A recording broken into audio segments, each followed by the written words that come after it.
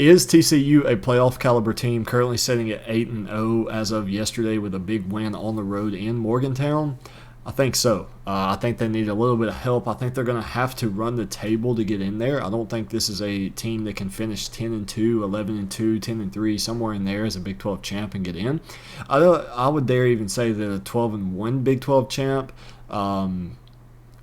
12-1 Big 12 champ. I don't think Texas Christian gets into the playoffs. I think they're going to have to finish this season undefeated. The question becomes, can they do that? And then later on in this video, I'll tell you about how they get in as a 12-1 team. Because there's a pretty wild scenario. I need to pull it up real quick to read off to you guys. That's still very well capable, and I don't think a lot of people realize that. So, finishing undefeated is the big part of it. Can they do that? You play Texas Tech at home. That's not a trap game. The trap game was yesterday in West Virginia, coming off of 4 straight ranked wins in a row. That was the trap game. Feeling high, you go on the road. Now, could you say, well, you just went on the road by 10, coming back home? Is that a trap game? I don't think so. Texas Tech is very inconsistent with the ball. They turned the ball over 5 times yesterday against Baylor. If you get Texas Tech best game, I still think TCU is the better team, and TCU is just playing too damn efficient to be stopped by Texas Tech. Texas Tech is really good on third down. If you shut them down on third down, you should win the football game. At Texas is up and down, up and down, up and down. They finally got Quinn Ewers back. I thought they were one of the best teams in the Big 12. Then they go and they shit the bed on the road in Oklahoma State, blew that lead. I was not impressed by Quinn throwing the ball. If that's the kind of Quinn Ewers I'm getting, give me TCU by 1,000,000. TCU against Baylor. I don't think Baylor has the talent to pull that one out. Again, just kind of goes back to which team is playing the best kind of football at this point in the season. TCU has gotten, and I'm going to clarify this, TCU has gotten lucky to be 8-0 at this point. You play Kansas without their starting quarterback. You play Oklahoma State with a banged-up quarterback.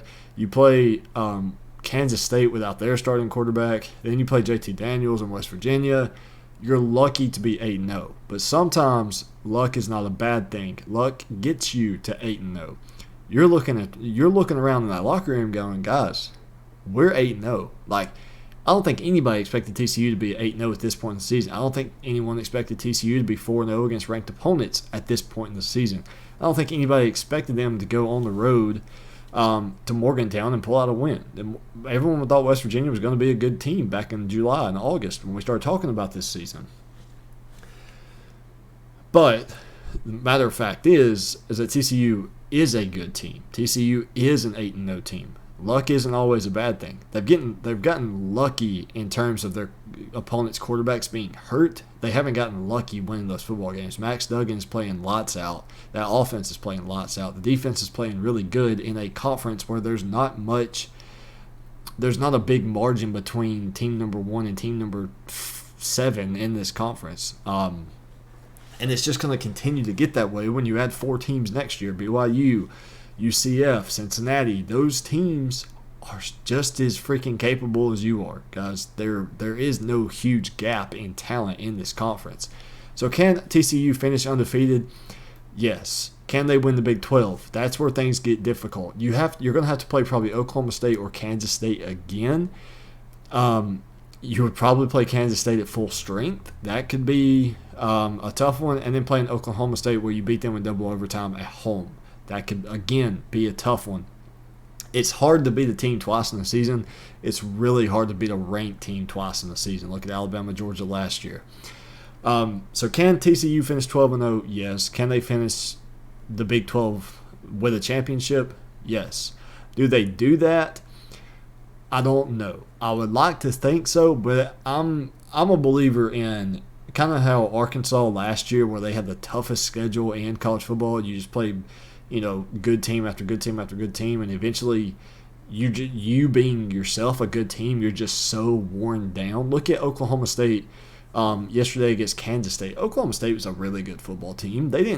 Kansas State is not 48 or whatever points better than Oklahoma State. But Oklahoma State had tough game after tough game after tough game, and they finally caught up to them. And Kansas State, somewhat fresh, I guess, put it on them. That's what I'm scared is going to happen at TCU. The problem is I don't know which team would be capable of doing that because TCU's already had their bye week. Can TCU keep up this momentum and keep up this talent all the way to late December when they make the playoffs? Now, that's how undefeated TCU gets in really quickly. How does 12-1 TCU get in? There's a scenario where you can have Illinois as a Big 12 champ or Big 10 champ at 12-1, Ohio State Big 10 runner-up 12-1, Michigan 11-1, only lost to Ohio State, Alabama 12-1 SEC champ, Georgia or Tennessee 12-1 SEC runner-up with the other team being 11-1, Oregon 12-1 Pac-12 champ, only lost to SEC runner-up potentially Georgia, Wake Forest 12-1 ACC champ, Clemson 12-1 ACC runner-up, TCU 12-1 Big 12 champ. You can replace that Wake Forest with North Carolina, throw them in there as well. There's a lot of scenarios where TCU goes 12-1, and like I said, you're surrounded by a damn crowd that on paper you aren't going to stick out on. And I'm sorry, but that's just the reality of things. You got to look at how this committee votes in the past. That's why they're expanding to a 12-team playoff for that right there. I don't think TCU gets in as 12-1. I think TCU needs to go undefeated, or TCU needs to be a Big 12 champion at 12-1. No 11-2. Throw that out. And you need at least half of those teams to be 2-loss. You need a 2-loss Alabama or a 2-loss Tennessee or a 2-loss Georgia, a 2-loss Michigan, 2-loss Oregon. You need Oregon would get in personally. A 12-1 Oregon Pac-12 champ versus a 12-1 TCU Big 12 champ. Oregon gets in. The losses to Georgia. I'm going to put out another video on Oregon if you're interested in that. It's another scenario, playoff scenario look. So that's my prediction. Can TCU go 12-0? I would say probably 75% yes. Can TCU win the Big 12? Not go undefeated, just win the Big 12. Absolutely. Can TCU make the playoffs? Absolutely. Can TCU make the playoffs as a Big 12 one-loss champion? I don't think so. I think that's more 25% range. But that's what I think. Let me know what you guys think in the comments section below. Be sure to hit that subscribe button. We're on the road to 300. We're getting very, very close. But at the end of the day, I got to ask you, is TCU a playoff team?